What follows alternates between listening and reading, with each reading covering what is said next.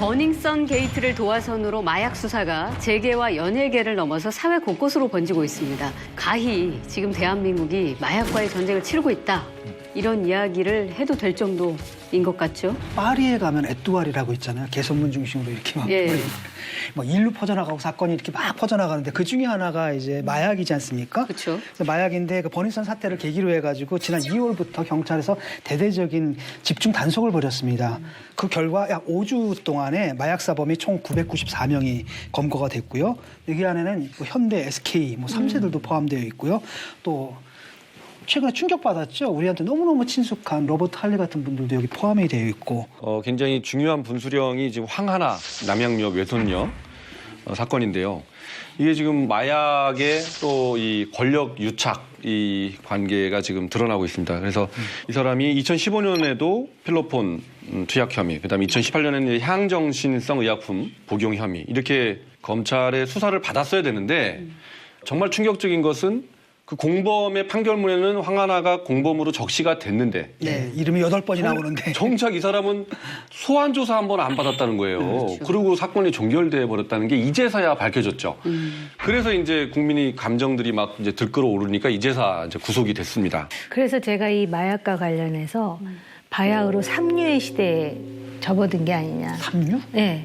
그러니까는 유년기에 주로 유학을 가가지고 유혹에 빠져가지고 마약을 하는 케이스가 상당히 많은데 유학을 한다는 거는 부모가 좀 재산이 좀 있는 집 자식. 그러니까 이 글로벌한 시대와 더불어서 지금 다양한 형태 그리고 마약이 과거에는 좀 비쌌다 그러더라고요. 근데 지금은 상당히 그 일반화될 수 있는 정도의 가격으로 내려갔다 그러고 또 이제 그 젊은 세대들이 여러 가지 그 뭐라 그럽니까 유흥 시설이라 그러나 버닝썬도 그 대표적인 예잖아요.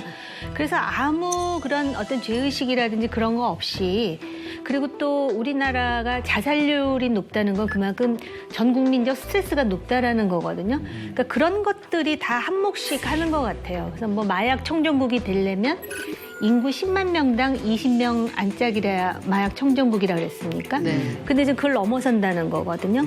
그 마약 청정국은 2017년 기준으로 이제 이미 무너졌다는 거예요. 근데 이제 그 우리가 과거에는 마약하면은 뭐 아는 게 대마초, 히로뽕, 필로폰이라고 하는 뭐 그런 거였는데 요새는 신의 눈물이라는 것도 있대요. 마약의 이름이. 네, 이게 뭐 와인 이름이. 글쎄 와인 말이죠. 만화책 이름이잖아요. 네. 해피벌룬? 네. 이거는 이제 저 버닝썬 사건에서 나왔었죠. 해피벌룬. 그다음에 베스 솔트. 뭐 좀비 마약이라고도 한답니다. 이렇게 이제 우리가 듣기에도 생소하지만 듣는 것만으로는 이게 마약인지 뭔지를 알 수가 없어요. 이런 신종 마약들이 많이 나오고 있다는 거고요. 더 중요한 것은 이렇게 마약이 다양해졌는데 유통하는 경로가 또 굉장히 다양해졌다는 거예요. 네. 그전에는 마약 그 조직들이 이렇게 팔고 막 이랬는데 이제는 우리가 잘 몰랐지 사실은 정말로 우리 바로 옆에까지 와 있다 마약이. 이게 이제 일례로 보면은 옛날에 그랬잖아. 마약 그런 무슨 조폭들이 끼어 있고 엄청난 이런 거였는데 최근에 이제 검거되는 사례들을 보게 되면 너무나 멀쩡한 직장인이나 평범한 직장인이 그러니까 주택가에서 그냥 부업으로 만들어서 팔고 뭐 이런 일들이 부업으로. 가능하다는 거죠. 예. 그다음에 학생, 뭐 회사원, 주부 이런 사람들이 지금 부업으로 마약을 팔고 있다라는 겁니다. 그러니까 이 정도로 대중화가 되어 있고요. 그럼 여기서 전문가와 전화 연결을 한번 해볼까 합니다. 이분은 국내 마약 범죄 소탕의 1인자이자 영화 공공의 적 아시죠? 그 2에서 주인공 강철쭉의 실제 모델이기도 한다고 합니다. 예, 바로 좀 전화 연결해볼게요.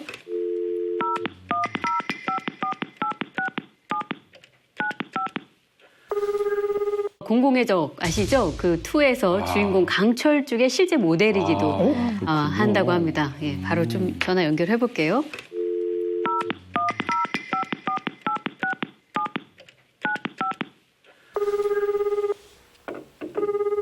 김희준 변호사님, 안녕하세요.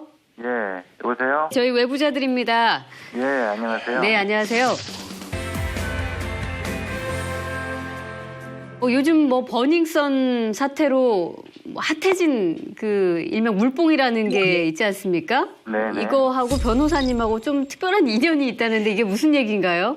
아, 그 물뽕이라는 것을 제가 그 98년도에 광주지검 강력부 평검사 시절에 플로폰 밀매 사범을 수사하는 과정에서 큰 생수통 2통을 압수를 해왔는데 그 유통 경로를 추적해 보니까 오산에 있는 미군 기지 안에 모 흑인한테 샀다해가지고 미 공군 특수수사대 거기에 연락을 해서 미국 본토까지 감정 의뢰를 했습니다. 네. 근데 나중에 감정 결과가 온 게 그 당시에 우리나라에서 최초로 발견된 GHB라는 신종 마약이었고, 그래서 제가 물로 만든 히로뽕의 준말에서 물뽕이라고 이름을 붙여주고, 그게 법에 이제 마약류로 등재가 돼야지만이 나중에 마약으로 처벌할 수가 있거든요. 네.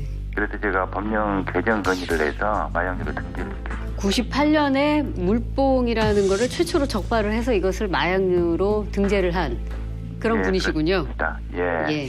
물뽕 말씀하셨는데 구체적으로 이게 뭡니까? 뭐 마약 중에도 여러 가지 종류가 있지 않습니까? 아편 뭐 등등등등 있는데 이게 화학적으로 합성하는 어떤 건가요?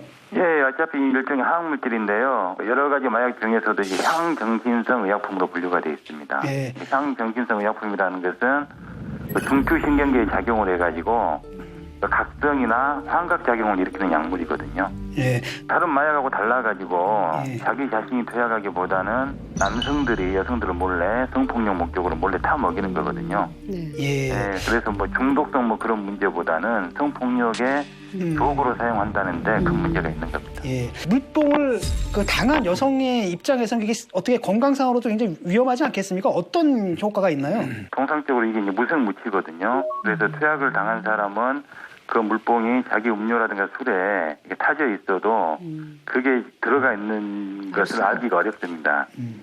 예, 그렇기 때문에 모르고 마시게 되거든요. 그래서 이제 그게 강한 성적 흥분 작용이 있어가지고 남성들이 주로 이제 성폭력의 도구로 이용을 하고 있고요. 아주 많은 양을 이 알코올하고 같이 섭취했을 때는 생명이 위태로울 수 있다고 그렇게 되어 있습니다. 물뽕이 이제 성범죄에 많이 사용되는 이유가 그 입증하기가 어렵기 때문이라는 얘기가 있는데 입증하기가 정말 어려운가요? 왜 그런가요, 그게? 그게 이제 뭐 감정 가능 시간이 굉장히 짧기 때문에 그러는데요. 통상적으로 이제 필로폰이나 대마 같은 일반적인 마약 같은 경우에는 소변에서는 뭐 일주일, 모발에서는 6개월, 또 머리가 아주 긴 경우에는 1년까지도 감정이 가능하거든요. 근데 물뽕 같은 경우에는 통상적으로 12시간 이내, 아무리 길어봐야 24시간 이내에만 가능하기 때문에 그것도 남들이 몰래 타 먹이는 거 아니겠습니까? 네. 그래서 여성들이 나중에 임사가 이상하다고 느꼈을 때는 이미 하루가 지나가는 경우가 대부분이거든요. 굉장히 위험하네요. 네, 그래서 이제 감정 가능 시간을 넘기게 되는 거죠. 그래서 객관적인 물증 확보가 어려운 겁니다. 근데 이렇게 마약 유통 경로가 네. 넓어지면은 앞으로 이거 어떻게 단속해야 되나요? 단속이 굉장히 어려워지고 있는데요. 최근에 트렌드는 이제 그 인터넷을 통한 거래가 주된 트렌드로 자리를 잡았기 때문에 인터넷에 등장하는 마약 판매 사이트에 대해서 상시적인 감시 모니터링 시스템을 구축을 해야 되는데요. 지금 현재 우리나라 시스템은 마약 은호로 추정되는 것들을 일일이 손으로 쳐가지고 검색하는 시스템인데 그렇게 해서는 다 빠져나가게 돼요. 수시로 바꿔버리기 때문에. 그래서 그걸 이제 자동적으로 검색할 수 있는 자동 모니터링 시스템을 구축을 해야 될 필요가 있다고 생각을 합니다. 마약을 하는 사람들이 탈색하고 염색하고 이러면은 걸리지 않는다. 네. 또 뭐 링거를 오랫동안 맞으면 소변 검사에도 안 나올 것이다. 뭐 이런 얘기들을 또 정보를 서로 나눠 가졌다 그러는데 이게 신빙성이 있는 얘기입니까? 예, 이제 그 마약 사범들 사이에서는 그런 소문들이 퍼져 있는데요. 실질적으로 제가 예전에 수사를 해보면은 그런 방법들이 그다지 효과가 없습니다. 그래서 뭐 탈색을 하든지 염색을 한다고 하더라도 모발에서 감정 가능하고요. 수액을 많이 맞는다고 하더라도 소변 검사가 가능합니다. 지금 남양유업의 황하나 씨 있잖아요. 네네. 이 사람이 지금 재벌하고 수사 당국 간 유착 의혹 이게 지금 제기돼 있는 상태 아닙니까? 네, 그렇습니다. 김 변호사님 과거에 수사하실 때 네. 유착 의혹이 의심되는 그런 경험이 혹시 있으셔요? 실제 제가 서울중앙지검 강력부장을 할 때 예. 그렇게 마약사범하고 유착을 해가지고 마약사범을 봐준 경찰관을 구속 기소한 적이 있습니다. 그 마약사범이 자기 정보원이었는데 그게 이제 걸려드니까 결국은 소변 검사를 하잖아요. 소변 검사를 해서 양성 반응이 나오는지 음성 반응이 나오는지 확인을 하는데 그 소변을 바꿔치기를 내줬어요. 그래가지고 빠져나갈 수 있도록 하고 뭐 돈을 받고 그런 사건이었는데 황하나 씨 사건 같은 경우도 보면은 실제 황하나 씨로부터 공급을 받았다는 사람의 진술이 있고 그게 판결문에 표시까지 돼 있는데도 또 황하나 씨에 대한 뭐 소환 조사조차 하지를 안 했거든요. 근데 통상적으로 마약 수사라는 것은 투약사범에서 시작을 해서 그 투약사범한테 공급한 사람이 누군지 확인을 해서 그에 대한 그 수사를 확대해가는 것이 가장 정상적인 방법인데 그런 정상적인 수사를 전혀 하지 않은 거죠. 여러 가지 정황상을 봤을 때는 좀 의심스러운 점이 상당히 있다고 보여집니다. 지금 우리나라가 마약 청정국이 더 이상 아니다 할 정도로 상당히 넓게 퍼져 있는 것 같은데 네. 지금 우리나라 마약 수사의 가장 큰 문제가 뭐라고 생각하세요?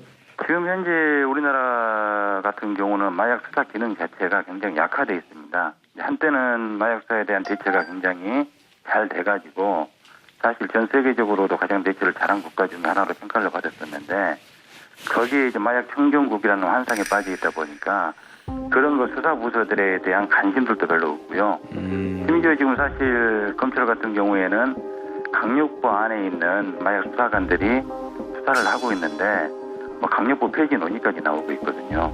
그래서 굉장히 사기가 많이 저하돼 있고 특히 경찰 같은 경우에는 전문적인 마약 수사관이 없습니다.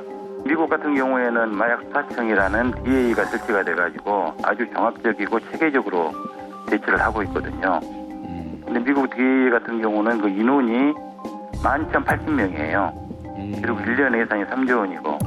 근데 우리나라 검찰의 마약 수사 인력은 296명인데 예산은 62억 원에 불과합니다. 그것도 대부분 인건비죠.